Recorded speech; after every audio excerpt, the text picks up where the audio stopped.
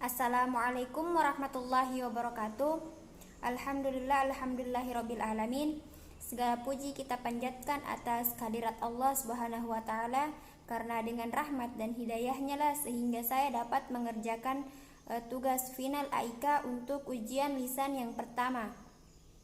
Tak lupa pula kita haturkan salam serta salawat kepada Nabi Muhammad sallallahu alaihi wasallam, karena dengan perjuangannya lah sehingga Islam dapat berada di atas permukaan bumi ini. Pada kesempatan kali ini saya akan membahas materi yakni tentang kepribadian Muhammadiyah.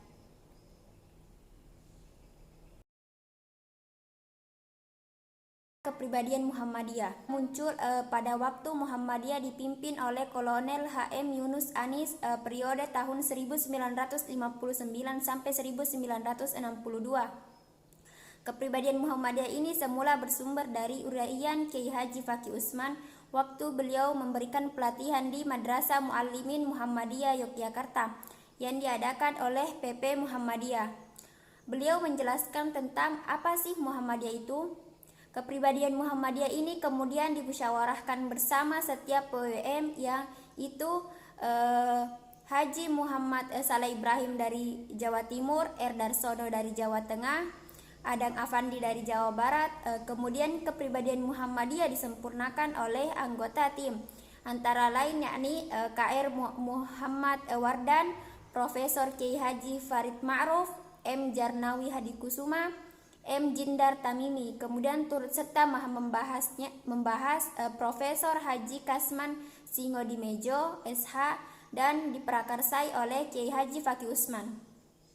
Kemudian kepribadian Muhammadiyah ini dibawa ke sidang tanwir menjelang Muktamar ke-35 di Jakarta. Setelah kepribadian Muhammadiyah mengalami perbaikan dari usulan para peserta tanwir sehingga menjadi sempurna, maka pada Muktamar ke-35 kepribadian Muhammadiyah kemudian disahkan oleh Kiai Haji Fakih Usman pada tahun 1962.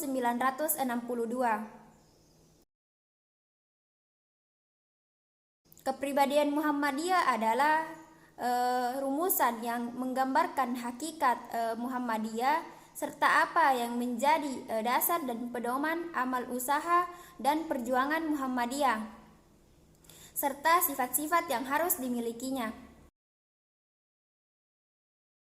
Matan atau isi kepribadian Muhammadiyah. Yang pertama yakni apakah Muhammadiyah itu?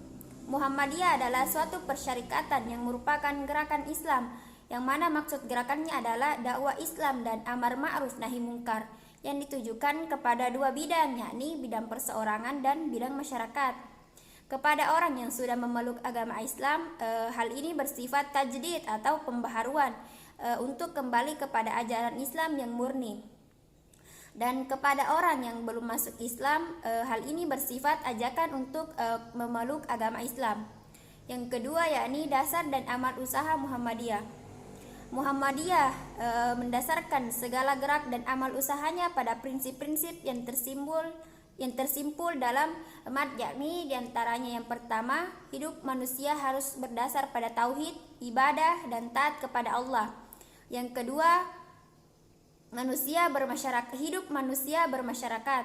Yang ketiga, mematuhi ajaran-ajaran agama Islam dengan keyakinan bahwa ajaran Islam itu satu-satunya landasan kepribadian dan ketertiban bersama untuk mencapai kebahagiaan hidup di dunia dan di akhirat. Yang keempat, menegakkan dan menjunjung tinggi agama Islam dalam masyarakat adalah suatu kewajiban sebagai ibadah kepada Allah dan ihsan kepada sesama manusia. Dan yang kelima, ittiba kepada langkah perjuangan Nabi Muhammad sallallahu alaihi wasallam. Dan yang terakhir yakni melancarkan amal usaha dan perjuangan dengan ketertiban organisasi. Selanjutnya yang ketiga yakni pedoman amal usaha dan perjuangan Muhammadiyah. Menilik pada dasar prinsip sebelumnya, maka amal usaha dan perjuangan Muhammadiyah berpedoman pada kalimat berpegang teguh akan ajaran Allah dan Rasulnya, bergerak membangun di segedap bidang dan lapangan, dengan menggunakan cara serta menempuh jalan yang diridhoi oleh Allah Subhanahu wa taala. Dan yang terakhir yakni sifat-sifat Muhammadiyah. Muhammadiyah wajib memiliki dan memelihara sifat-sifat, diantaranya yakni yang pertama adalah beramal dan berjuang untuk perdamaian dan kesejahteraan. Yang kedua, memperbanyak kawan dan mengamalkan ukhuwah Islamiyah. Yang ketiga, lapang dada, luas pandangan dengan memegang teguh ajaran Islam. Yang keempat, bersifat keagamaan dan kemasyarakatan. Dan yang kelima, mengindahkan segala hukum, undang-undang, peraturan, serta dasar dan falsafah negara yang sah. Yang keenam, amar ma'ruf nahi mungkar dalam segala lapangan serta menjadi contoh tauladan yang baik. Yang ketujuh, aktif dalam perkembangan masyarakat dengan maksud islah dan pembangunan sesuai dengan ajaran Islam. Yang kedelapan, kerjasama dengan golongan Islam manapun, juga dalam usaha menyiarkan dan mengamalkan agama Islam serta membela kepentingannya. Dan yang kesembilan, membantu pemerintah serta bekerja sama dengan golongan lain dalam memelihara dan membangun negara untuk mencapai masyarakat yang adil dan makmur yang diridhoi oleh Allah Subhanahu wa taala.